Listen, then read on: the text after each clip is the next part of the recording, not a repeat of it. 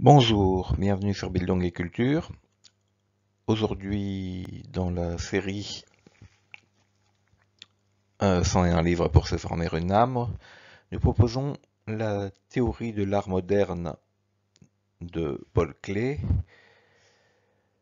C'est un livre appartenant à la théorie de l'art. Il est composé de 9 parties.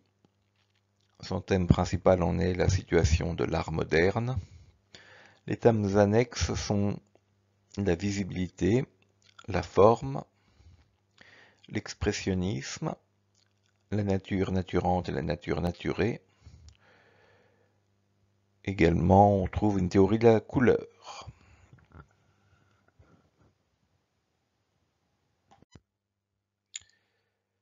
Contexte historique.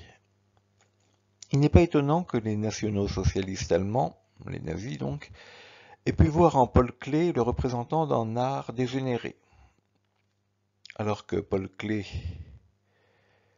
produisait une œuvre nouvelle en tant qu'artiste, les nazis ne faisaient que fantasmer une production artistique qu'ils auraient voulu grandiose, mais dont ils étaient incapables. On a dit que Paul Klee était indifférent aux événements de son temps. Il fit en 1917 une exposition à Berlin qui eut un franc succès, mais qui naturellement était en décalage complet avec ce qui se passait sur le champ de bataille. La correspondance de Paul Klee avec Kandinsky devait détromper l'idée que la guerre, et plus généralement l'évolution de la société, ne le concernait pas. Il y était en réalité intimement attaché, à la fois de façon directe, comme le disait la correspondance, mais également de façon plus subtile, avec sa théorie de l'art moderne. L'artiste apparaît comme le créateur d'un monde, et non comme reproducteur de celui-ci. La question de la création artistique apparaissait comme centrale dans la compréhension et dans la formation du monde. Pourquoi lire cet essai aujourd'hui? La question de la modernité est évidemment centrale dans cette œuvre. Il importe de savoir ce qu'elle signifie.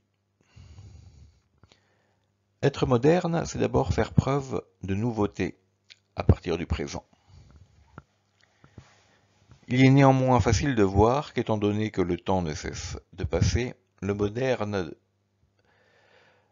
d'un temps finit par mourir et s'épuiser devant la nouveauté qui n'est plus à partir d'un certain autre moment.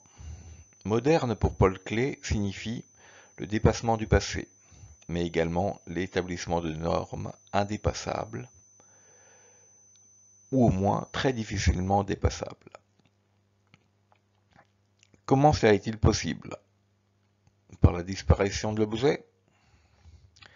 L'abandon de l'objet n'est pas le principal dessein de Klee. On pourrait tout aussi bien le rétablir. Après tout, d'un point de vue artistique, il n'y a pas de différence notable entre une nature morte de Rembrandt et la séparation nocturne de Klee. Ces œuvres sont animées du même projet, qui est ainsi défini par Klee. L'art ne reproduit pas le visible, il rend visible. L'artiste est comme Dieu avant le commencement du monde. Il lui faut créer, c'est-à-dire agencer de manière signifiante des matériaux. La vieille question de la vérité et de la rivalité du Dieu et des artistes est à nouveau posée. Ce mysticisme n'est pas ignoré du peintre qui déclare, dépassant le schématisme de ce qui est trop voulu, ces formes atteignent un nouveau naturel, le naturel de l'œuvre. L'artiste crée ainsi des formes, ou participe à la création des œuvres, qui sont à l'image de l'œuvre de Dieu.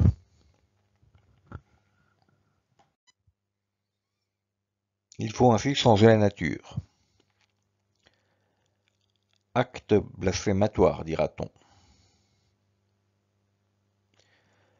Mais justement, l'artiste montre que la nature posée une fois pour toutes n'existe pas, n'est que le fruit d'un fantasme conservateur. Le problème pour l'artiste est de rendre le monde habitable, c'est-à-dire de construire et aménager un monde vivable. Les liens entre la peinture, la musique et l'architecture s'en trouvent ainsi renforcés. La recherche de l'équilibre y est primordiale. Il faut en venir aux éléments, la ligne et la couleur. La ligne est symbolisée par la règle droite et la couleur est symbolisée par le cercle chromatique. On trouve au centre de ce cercle la couleur grise. La fascination du gris ne se remarque pas nécessairement dans les tableaux de l'artiste. Elle est néanmoins affirmée par le cadre théorique qui est le sien. Le gris est la couleur équidistante de toutes les autres. Le centre du cercle chromatique. Le gris apparaît comme le point fatidique d'équilibre. Cette couleur est de manière plus théorique le concept autour duquel la vie et la formation d'œuvres se déploient. L'étonnante découverte de Paul Klee est celle de l'importance et de la centralité du gris. Il dit ainsi : cet être néant, ou ce néant être, est le concept non conceptuel de la non-contradiction. Pour l'amener au visible, prenant en compte comme une décision à son sujet, en établissant comme le bilan interne, il faut faire appel au concept de gris, au point gris, point fatidique entre ce qu'il devient et ce qui meurt.